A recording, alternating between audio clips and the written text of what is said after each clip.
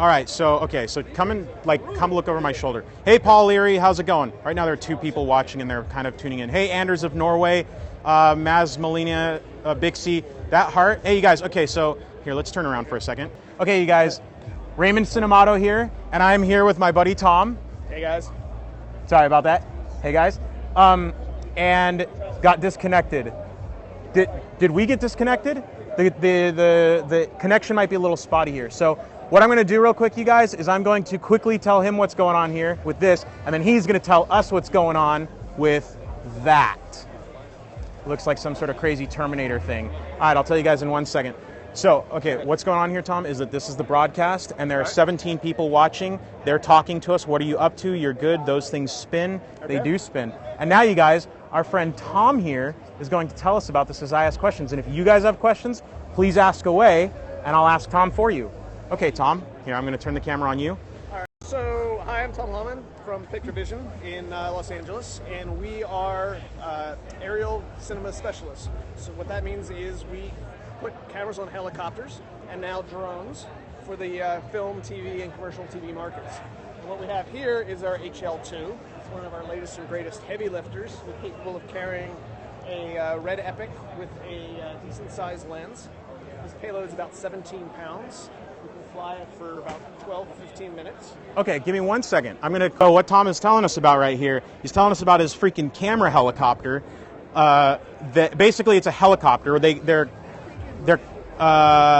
You mount a camera to one of these helicopters, and let me give you this angle.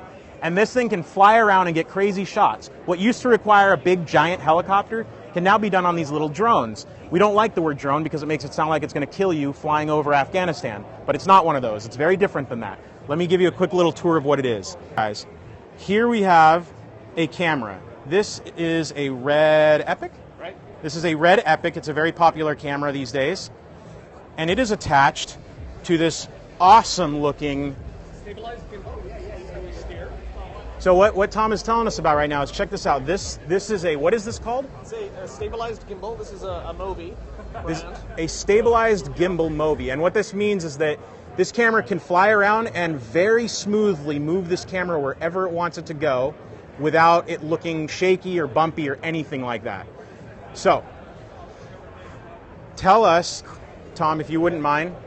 And remember, you guys, as you have questions, please ask. And I don't know if we could take one of these for a spin right here because of all these people out here, but... No, we can't. That would be major illegal and a very bad idea. Yeah, you guys, these have to be treated with the utmost care. 2 operators from what I know. So this person's asking, how many operators does one of these require? So it's a crew of 3 for a film shoot. You have to have a licensed pilot. So we're approved by the FAA. We have an exemption to fly these things legally. So you have to have a licensed pilot.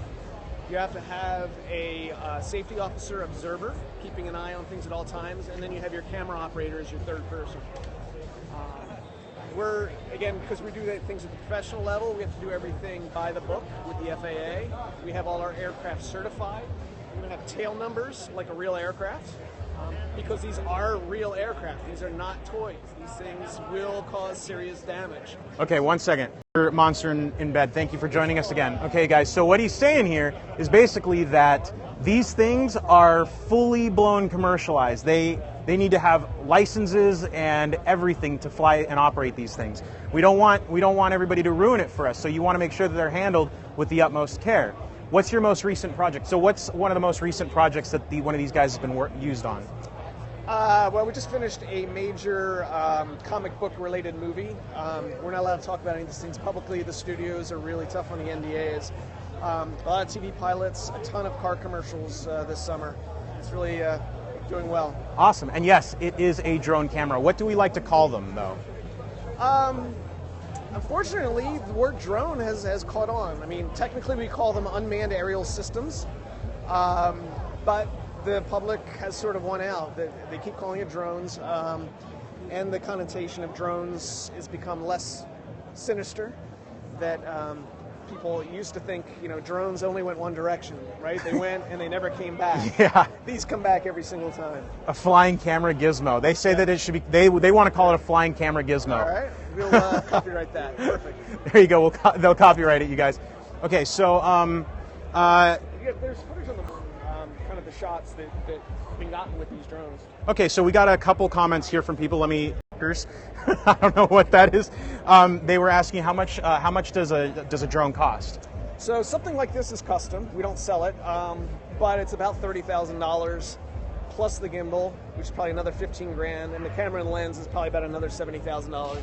So we're looking at about $100,000 easy, sitting right there. You hear that, guys? $100,000 for that. Spending change, walking around money, right? Okay, can you? Yeah, sure.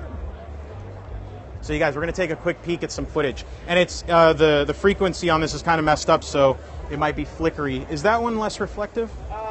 You can try that one. It's just a different video, same idea. Okay, you guys, here we go.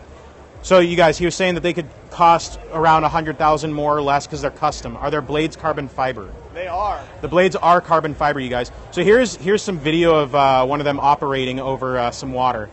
Let's see if we can punch in a little bit, you guys. Let's get some hearts for that, you guys. We need some hearts to know what you guys like around here. Thank you. Let's check this out. People are liking what they're seeing, so they're giving a lot of hearts. So this is drone porn.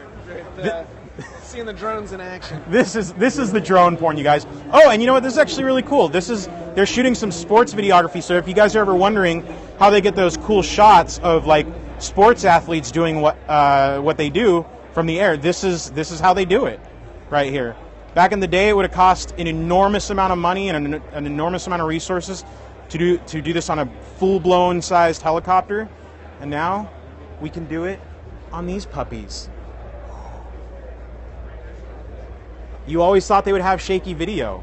How long can one stay up in the air? Okay, so we got some good questions here. Let's revisit this. So go ahead. You want to tell us about it? So on average, you got about 10 minutes per drone, and the limitation's the batteries.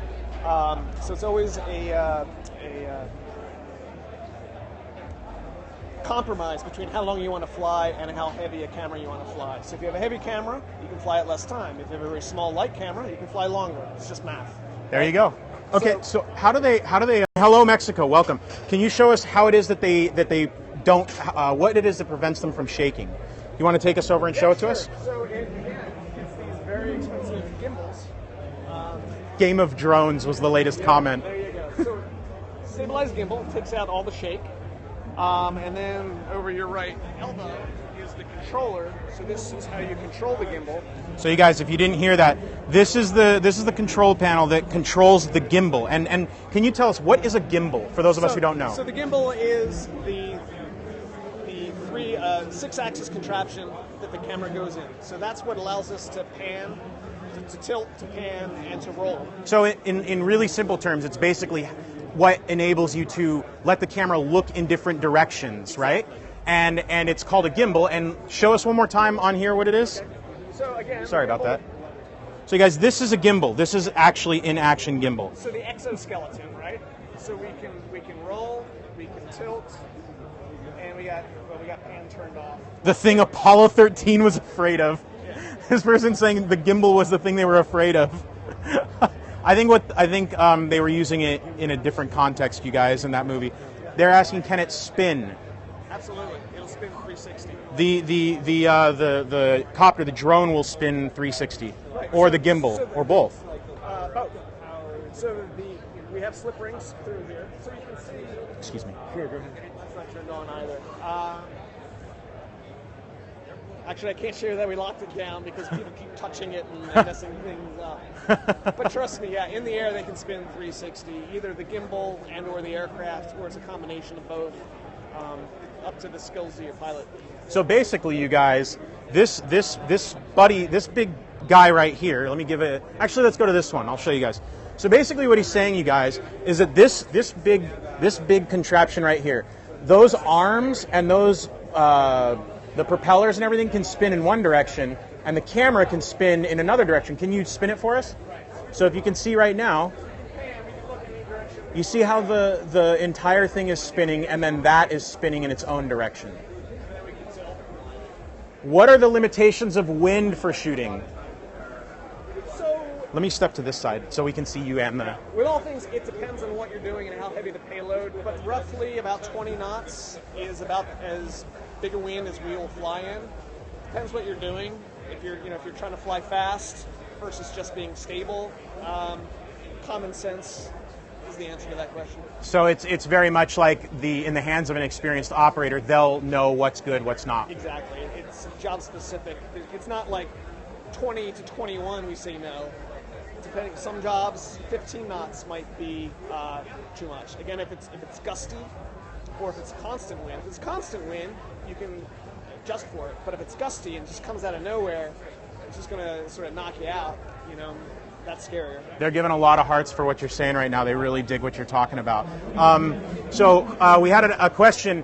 Are they mostly for large landscape shots? What are they used for? So we use drones versus our manned helicopters when you want to fly lower. Again, by the FAA, we have to stay under 400 feet above ground level. And we can get a lot closer with these than we can with our full-size helicopter. Common sense, right? Much smaller, they don't make as much wind, they don't make as much noise. So we can get a lot more intimate, we can get a lot closer to people and animals and things like that we get spooked by a helicopter. Downside is, we can only fly for 10 minutes, can't fly as far, can't fly as fast as we can with our full-size helicopters. So again, it's a different tool, different job. Very cool. So basically, you guys, what he's saying is that, to recap, it was you can get lower, closer, more intimate with these types of cameras than you can with a big, giant helicopter. And that is what these puppies are good for. So wait, tell us, what is your company name? And one more time, who are you? So the company name is Pictor Vision, Pictor Vision. My name's Tom Hallman, and I'm the president. Awesome. And where do we find you? www.pictorvision.com. Very cool, man. Very cool. Thank you so much. Ask questions. I'll walk around for a second and take a look at this. I'll show you guys what's going on, and ask questions. And I'll go ask. I'll ask him for you. Tom is the man, you guys. They're saying you rock. You rock, Tom. Oh. Thank you. We're getting thanks. And Eddie Bone says you rock. Thanks. Shane B. Johnson says thanks. Anders of Norway says awesome stuff. Hello, Oyoshi. Welcome. Pippin's Baseball. Welcome. All right, cool. Thanks, man. Thanks. Thank you very much. Be safe, guys. Be safe. All right, you guys. I'll give you a quick little walk-around tour of my own, and then if you have any questions, please ask, and then I'm going to be starting another one in a couple minutes when I go to the next booth. But for the next few seconds, please give lots of hearts, please follow, and here we go. So here's a little control panel, you guys. Nice and spiffy looking. And again, some of these knobs will control the rotation of the actual full body, and another one will control the camera. And one more time. Here is the camera. This here is a Red Epic camera attached to a gimbal structure. It's that thing surrounding the camera. So this box in the middle is the camera. This stuff surrounding it is the gimbal. It's attached to this business. It keeps it stable. And then let me back up. Oh, I'm sorry, my man. I'm sorry. I didn't realize you were going to back up. And then this, you guys, is the full-blown buddy. And over here are some variations of it.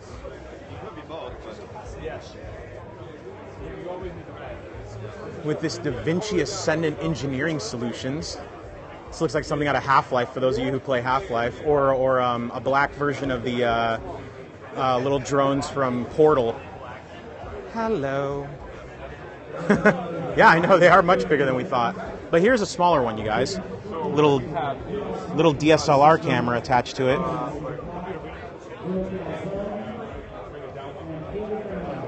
The cake is a lie. Here you guys go with some more video footage of them in operation. Tiny gizmo, yeah. Check that out. These shots are great. Here's another one of the different types of controllers. Check this out. What's going on over here? Oh, this is actual shots from a drone. So it's not looking at drones, it's shots from the drone. So here's an example of what they might shoot. It's pretty cool, you guys. Police chases. Very smooth shooting. Yeah, I know. Smoother than you would think, right? Look at that. Look at these shots. They're great. All right, you guys. Well, here we have a cute little one. There you go, a little one for you guys. What kind of battery does the drone run on? I don't know what kind of battery, but it runs, as our buddy said, for about 10 minutes. Stabilized in post. No, these are stabilized in camera. Or I'm sorry, in process. So to reiterate for those of you who may have tuned in later, this structure right here, this structure here is going to keep it stable. And I know that it might be hard to believe, but it looks very stable. It is very stable when it flies. You would never know that it was attached to something that's shaking and vibrating all over the place. Okay, you guys, thank you for tuning in. I'm going to end this particular broadcast, and we will be launching another broadcast when I find the next awesome thing to take a look at, you guys. Tweet at me. I'll take a quick peek at the tweets to see if there's anything you guys are interested in. Share this with your friends. Just look out for a similar name to this one. Follow at Raymond Cinemato here on Periscope and on Twitter. You'll be seeing more from me in the next few minutes, you guys. Stick with me throughout the day. Lots of awesome stuff here on Paramount Studios, on the back lot. All the film stuff in the world, you guys. All right, you guys. I'll see you again in a couple minutes. Bye.